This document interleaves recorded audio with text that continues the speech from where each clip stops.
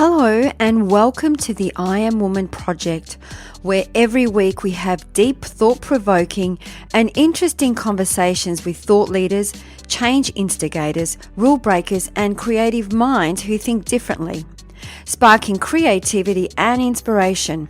Our special guests on our show cover a variety of topics just for you, and they share their personal stories to inspire, motivate and empower you, our listener. The I Am Woman podcast is produced for your enjoyment, and show notes are found at www.catherineplano.com. Come back often and feel free to add the podcast to your favourite RSS feed or iTunes. All links are in the show notes. Now let's get into the show.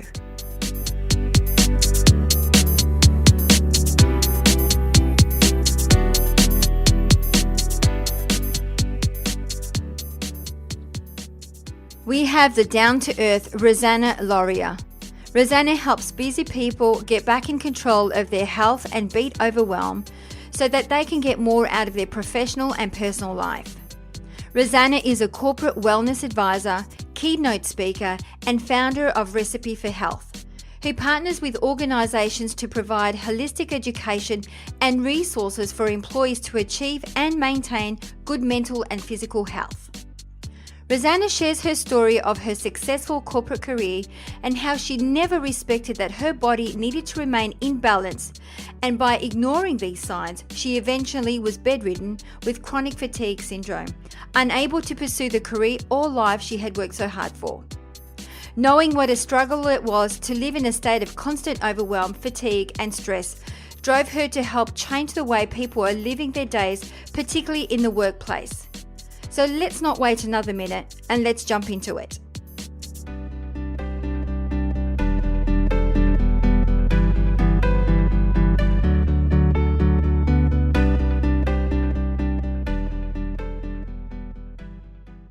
Welcome to the show, Rosanna Lauria. How are you today? Hi, good, thank you. How are you, Catherine? I'm very good, thank you. Thank you for coming on the show. Yes, thank you so much for speaking with me. I'm very excited. That's okay. Now, we were having a bit of a chat before we got on to our recording, and we had a bit of a conversation around how people work really hard for success, and sometimes it takes that time, it almost takes a crisis for them to actually stop and think about, geez, what am I doing? And maybe change the way that they're doing things. And I know that's what you do. So tell us a little bit about what you do and a little bit about your story.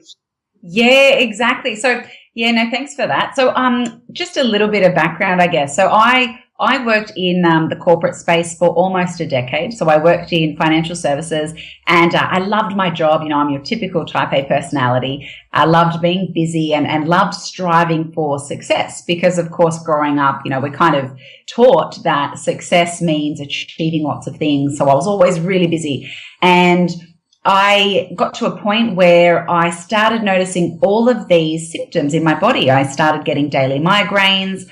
I started having this severe brain fog where I couldn't really focus.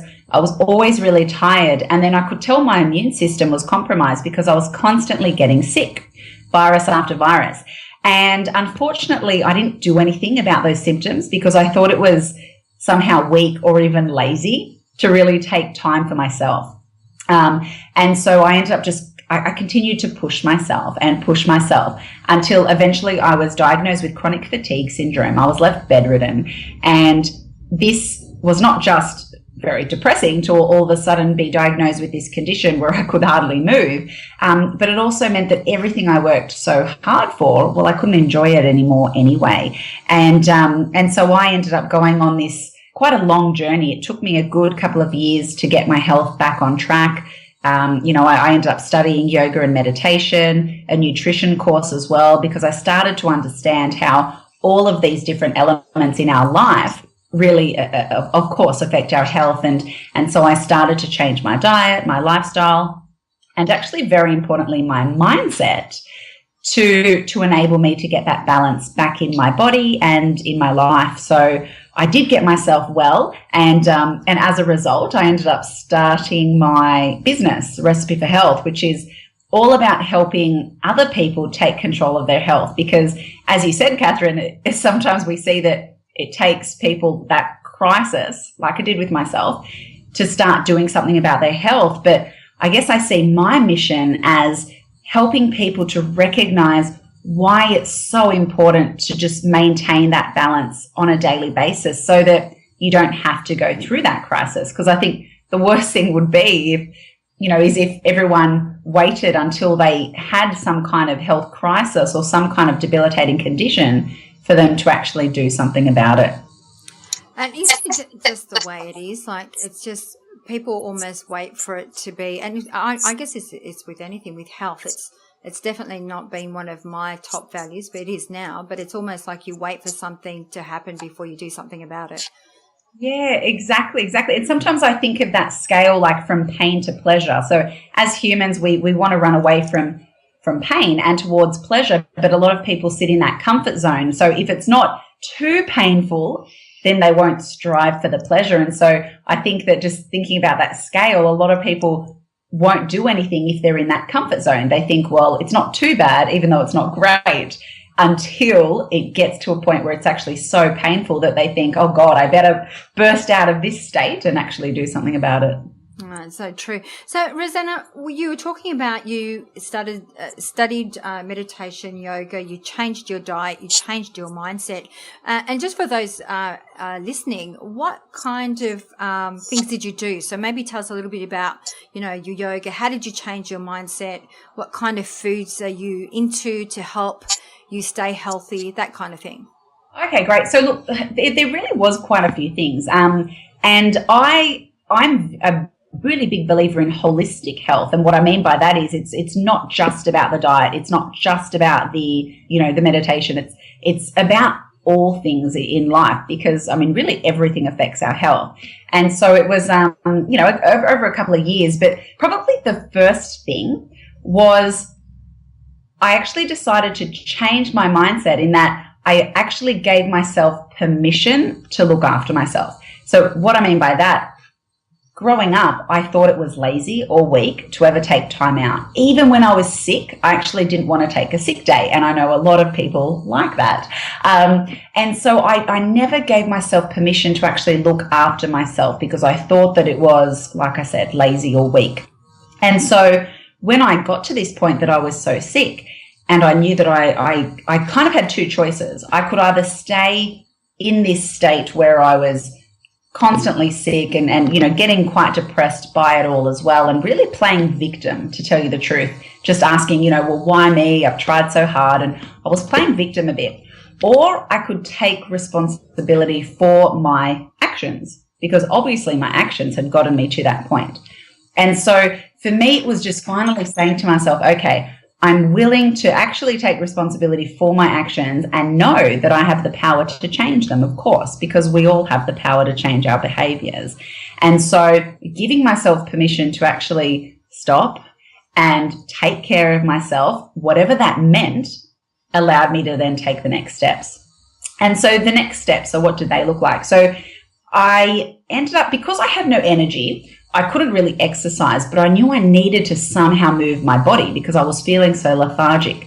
And so I attended a couple of yin yoga classes. So yin yoga being that really gentle, nourishing type of yoga. And I realized that after just 2 classes, I started to actually feel more balanced. And I thought, okay, there's something in this.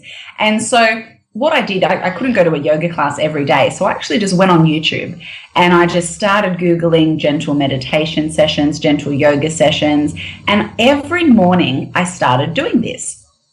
And like I said, I was still really fatigued. So it was extremely gentle kind of things, a little bit of stretching, a little bit of breathing. But just taking that time every morning, I noticed that after just 2 weeks, I had significantly more energy. And I remember that so vividly. And so I kept that up. When it came to the nutrition side, I did see a naturopath, and we didn't do anything too crazy. It was just all about getting me to appreciate the importance of real food. Food, of course, gives us energy. So food is energy, food is nourishment, but it's also information. And so this is the interesting way I guess we should really be looking at food. all the different foods we eat, the fruits, the vegetables, everything we eat, all those different nutrients, vitamins and minerals are information for our cells. So certain nutrients will give us energy. Certain nutrients will help us to sleep. Certain nutrients will aid our hormone production and mood enhancing hormones, as well as, as helping stress hormones. And so when you just start to appreciate that real whole food is information for the body, you just start to, I guess, have a better relationship with food. So I really just stripped out a lot of the processed food and just simply ate more real foods. And, one little ritual I did, if anyone needs like a practical step, is in the morning I made myself just a raw fruit and vegetable smoothie. So, berries, spinach, I put some seeds in there. Sometimes I might put coconut water or normal water. Doesn't really matter what you put in there, but the fact that it was real, fresh, raw fruits and vegetables gave me instant energy. And so just little things like that really started to help. I love that way of thinking, of looking at food as what type of energy do I want to get from my food? Do I want it to relax me? Do I want it to give me energy? I like that. And I could really relate to some of the stuff that you were saying, because for me, I don't do sick. I actually just keep going. I've got a very strong mind, and even if I get a cold or just not that long ago I had bronchitis, I just keep working through it, thinking, it's all about your state of mind. And I think to myself, if I'm going to give myself permission to be sick, I'll make myself more sick. So it's interesting to have to change your mindset. I mean, it's for me, it's not a natural thing, because I just naturally, and I've always said I don't do sick, but it has taken me to almost fall apart before I go, okay, I'm going to give myself permission now. So how would you tell someone to change their mindset if there's someone like me who's just a bit of a workaholic and say, I don't do sick? So how would I get you to actually start listening to your body, you mean? Yeah, maybe. Yeah. So look, it is really important to listen to the body. And it's funny you say this, because on one hand, the mind is so strong. So if you tell yourself, look, I'm not sick and I'm going to get through this, often because of this mind-body connection, right, there's this intelligence running through our system. And so, often if you have such a strong mind that you can say, right, I'm not going to allow myself to be sick, then often that can actually help your physical state. However, if the symptoms get so strong, and this is the thing about symptoms are a message from the body telling you that something is out of balance. And this is why it's so important to listen to them. Because if you start getting migraines, or if you start getting pain somewhere, or if you start getting insomnia and you can't sleep, then this is something seriously out of balance in the body. And so really it's just getting into a practice of saying, right, if something is not right in my body, I need to actually stop and feel and actually listen and ask myself, okay, what is out of balance here and what do I need to do to change it? One of the best ways to actually enhance the mind-body connection, and what I mean by that is to actually get in touch with what your body needs, is yoga. Yoga is like a moving meditation, and yoga is all about helping you to connect with your body and what your body needs. And so having a regular yoga practice really helps you to get in touch with what does your body need, what are the messages that it's sending me, it also actually helps you to develop more of a respect for your body as well, because you really understand how amazing your body is, and therefore you're more likely to do something good for your body. Absolutely. I love yoga. The last bit of yoga I did was aerial yoga off the ceiling, which was quite fantastic. Interesting. How did you love that? Oh, look, I loved it. Absolutely loved it. I think it was an experience, and it was very acrobatic kind of movements, but I loved it. Fantastic. Yeah, that's fantastic. There are so many different types of yoga, and it's really fun, and it's because there are so many different types of yoga, there are different levels, so someone who's just quite stressed and fatigued, they can do a really gentle yoga. Someone who wants more of a workout can obviously do one that's more intense and strengthening. So it's really fantastic. It's so true. So what drives you? What's the best part of what you do? Look, the best part of what I do is really just the fact that I get to enhance people's lives. Like I'm a big believer that we're here in this life to feel good, right? To have fun. And obviously that looks different for different people. But if we're so overwhelmed and fatigued and anxious, you know, a lot of people are suffering a lot of mental health problems. And it's really because everyone's so busy, right? Everyone's so overwhelmed, constant to-do list, you know, this endless mind chatter. So many people say they suffer from this constant mental chatter and it affects their sleep. So it's really affecting people's daily life, like their quality of life, really. And they may not know it yet, but it affects their mood. So of course it affects their relationships. It affects their productivity at work, all these sorts of things. So I think just being able to help people feel in control again, because I know for me personally, I felt so out of control. And we were just saying before, you know, you said that you're someone who always likes to be in control as well. I'm exactly the same. I always like to know that I've got a bit of control over my day. And so getting chronic fatigue made me feel so out of control. I just thought, oh my gosh, what is going on? So then to be able to get back in control and feel powerful again, I guess, rather than feeling kind of at the mercy of you know, this overwhelm in life. That for me is just really satisfying and rewarding to be able to help people find that peace of mind again and feel energized again. Oh, love it.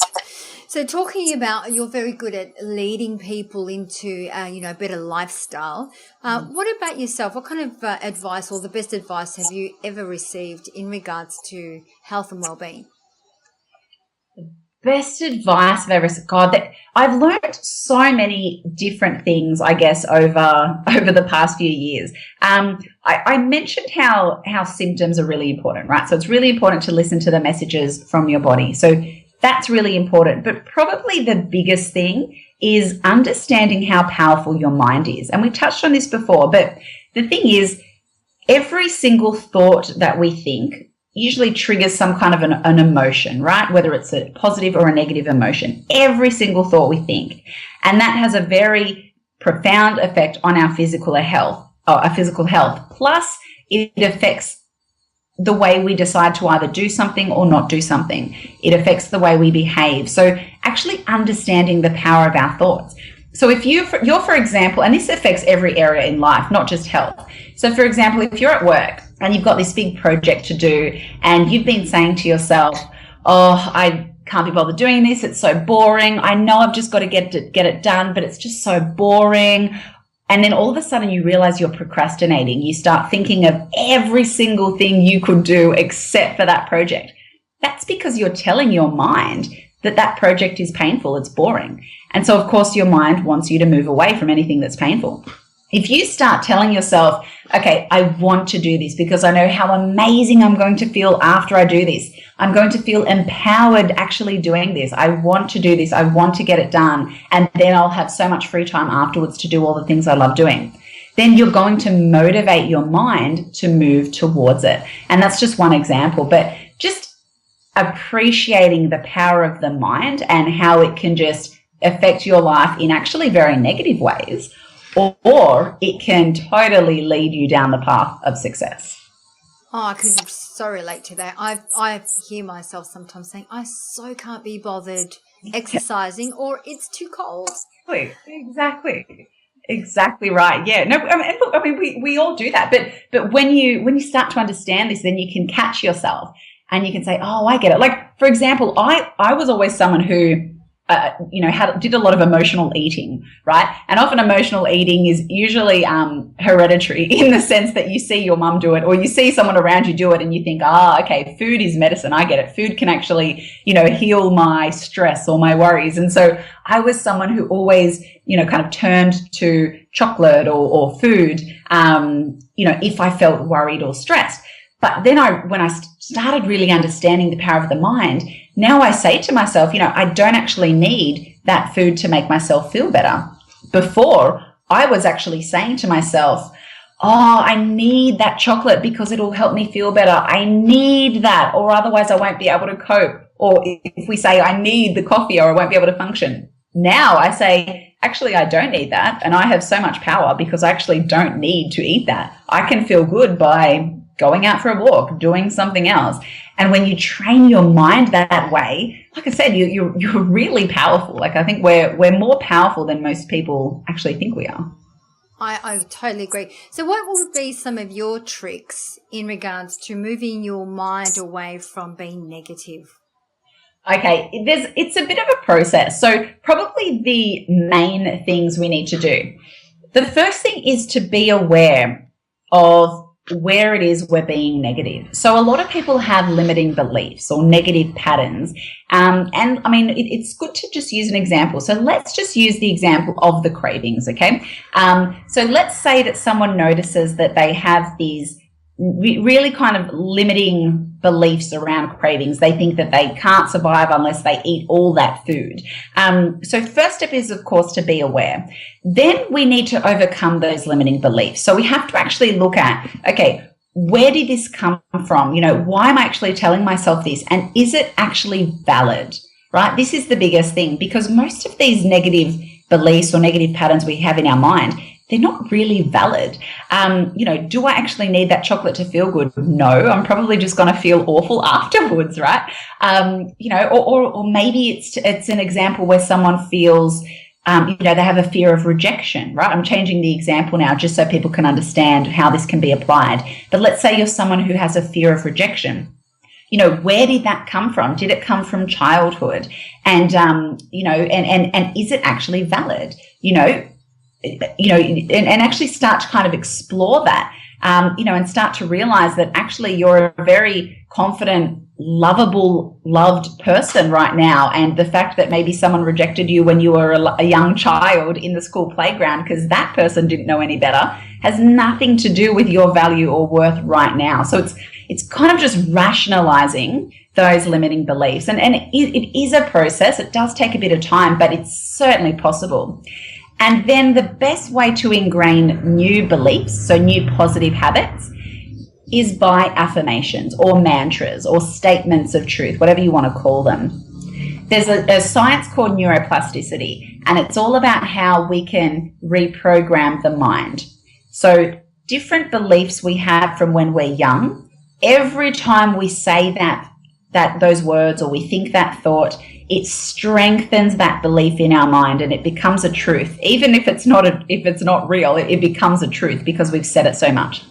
So so the science of neuroplasticity actually shows us that by practicing a new phrase, by saying new words, positive words that will actually support you in what you want to achieve, are going to change things for you. So for example, if you're someone with low confidence, saying to yourself every day, I am enough, I am worthy, or whatever words resonate with you, say that to yourself, 4 to 6 weeks every day. And that is going to completely change your mind. And all of a sudden, you will have these new beliefs and therefore new behaviors. So you're saying affirmations said on a daily basis will help shift that mindset? Exactly right. Because what you're doing is you're basically reprogramming your mind. So think about your mind like it's got, billions and billions, actually probably trillions of neurons in your brain, right? And they represent different thoughts. And so most of those thoughts we actually gathered from when we were really young, right? So whatever kind of beliefs they are, belief about yourself, belief about food, belief about the world, belief about family, belief about love, belief about God, whatever it is. And so those, however many times you think a thought, that reflects how strong that belief is in your mind, how much you really believe it. And so what neuroplasticity shows us is that when you start to use a new phrase and actually say something new to yourself every day, then that's going to reprogram your mind to believe this new thought. And I'll give you an example. When I started to study all this, because my journey to health happened simultaneously with all of my studies. And so when I started looking into neuroscience and a bit of psychology and how all this works, I started saying to myself, because remember I had chronic fatigue, I was bedridden, I had no energy and I felt like I had no time in the day to do anything. And so I started saying to myself every day, I have enough time and energy to do everything I need to do. because before I was getting really flustered, really frustrated and anxious because I had no energy and no time.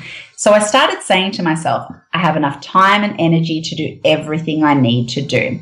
At first, I didn't believe it, but I wanted to give this a go. So I started saying this to myself every day.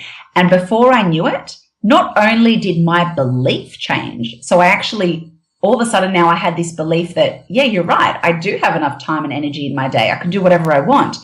But it also changed my behaviors. All of a sudden, I'm prioritizing in a better way. All of a sudden, I'm fitting things into my schedule in a way that served me, not just other people. And so just by saying that completely changed my health and my life.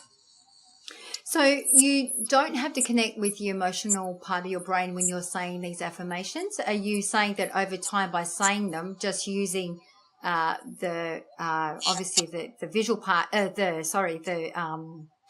by just constantly repeating them, that over time you'll end up believing them? Because I know that sometimes with affirmations with me that I've tried in the past, or auto suggestions, I may say them and then there's that, I guess that limiting belief. And it's like, or that little voice that says, oh, that's not going to happen, or you've said that before. And so there's that little voice inside. So for me, what worked for me is I really needed to believe in it and to really connect with my heart center and that emotional part of my brain to really fuel my thoughts, to be able to go, now I believe it. Or what I would do is change my affirmation to, a little step at a time. So for example, it'd have to be something that really resonated with me, that I connected with, that I could then repeat over and over again. Because for me, just for me, I'm saying from my experience, I felt like just saying the affirmations, it didn't really trigger me. I had to use a lot of emotion. I had to change my affirmation so I felt aligned to it,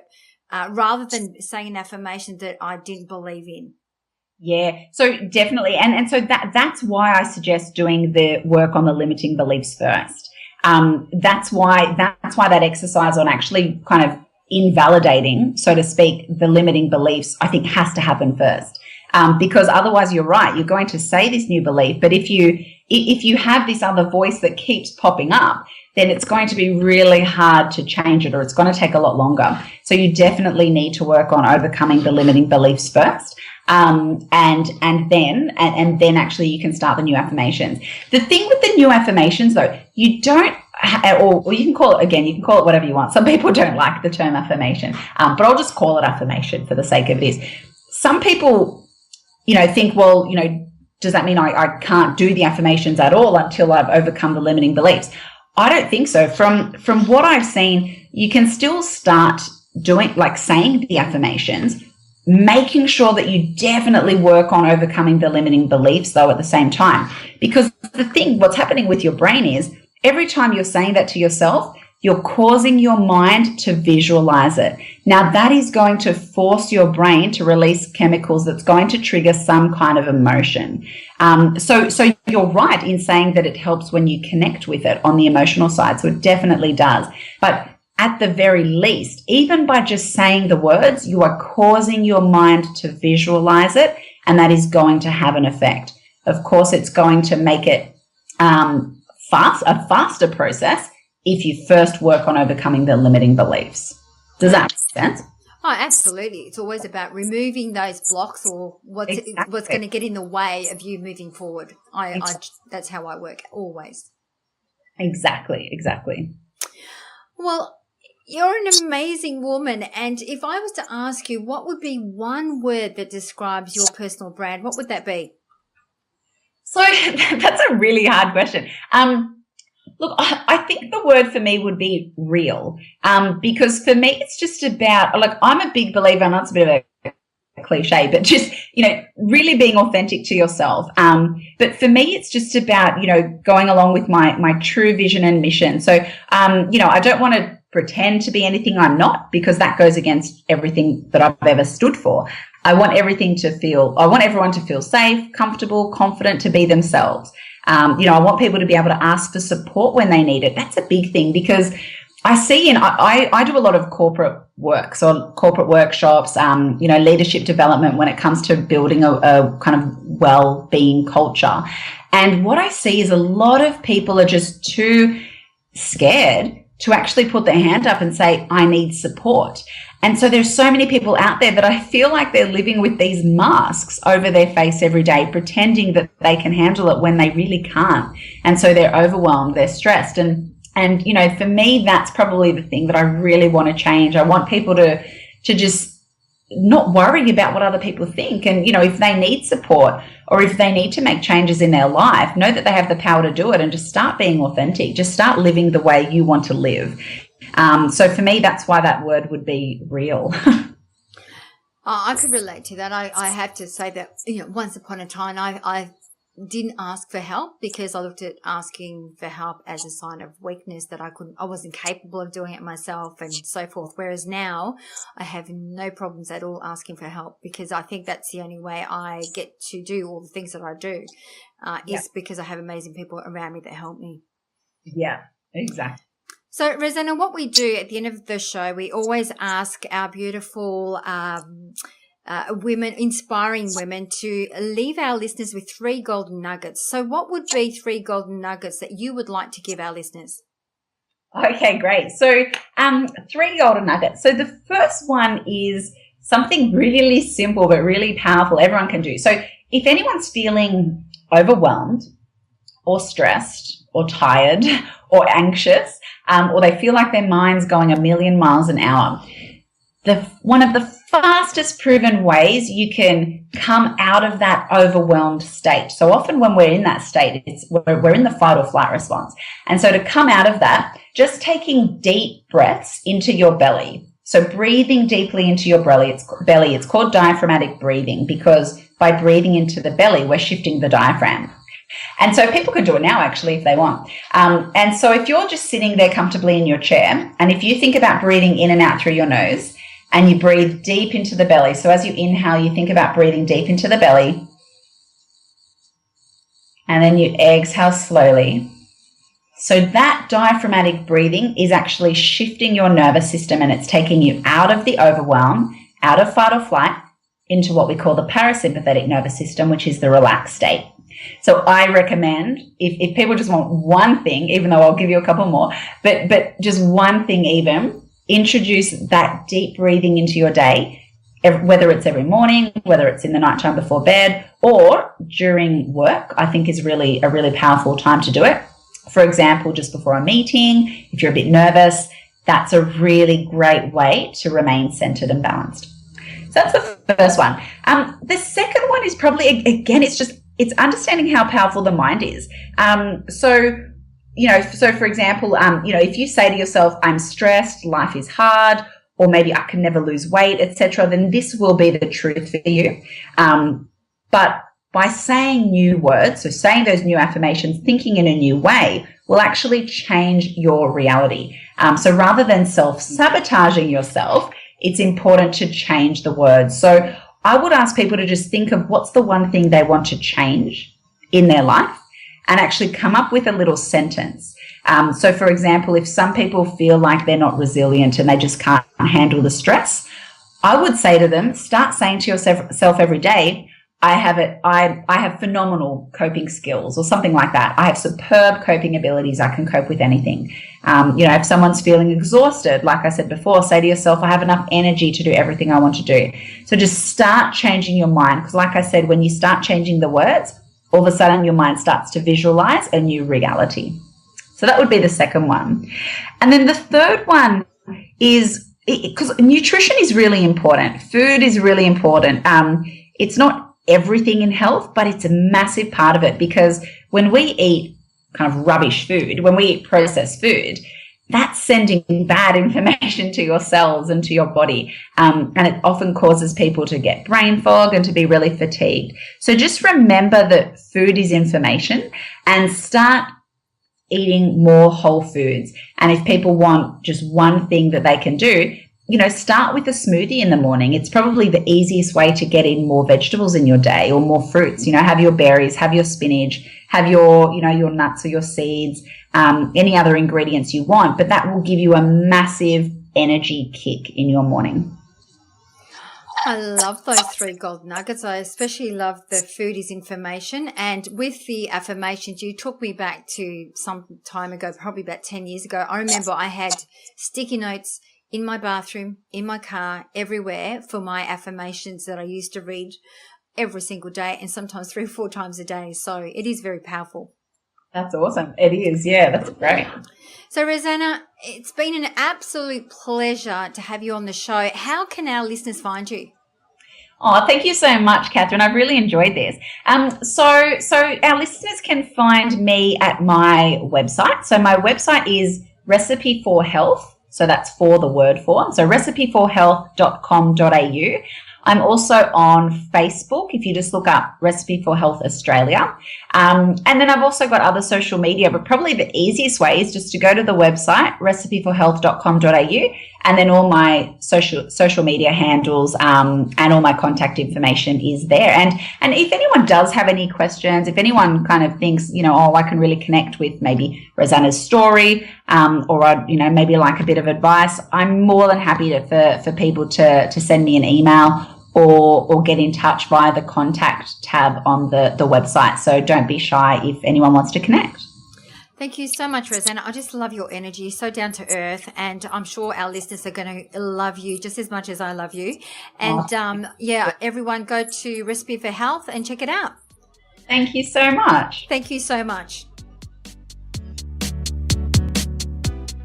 That brings us to the end of another episode. I hope you enjoyed the show, as it is my mission to reach out and inspire as many individuals like you. And one of the best ways to help us achieve this goal is by giving us a good review on iTunes. It's easy and it only takes about 10 seconds. If you have any questions or special guests that you would like to hear from, please send us an email to support@catherineplano.com.au and we will get right back to you. You can also follow us on Instagram, Twitter or Facebook at Catherine Plano. That's it for now. Thanks for listening. Until next week, please take care.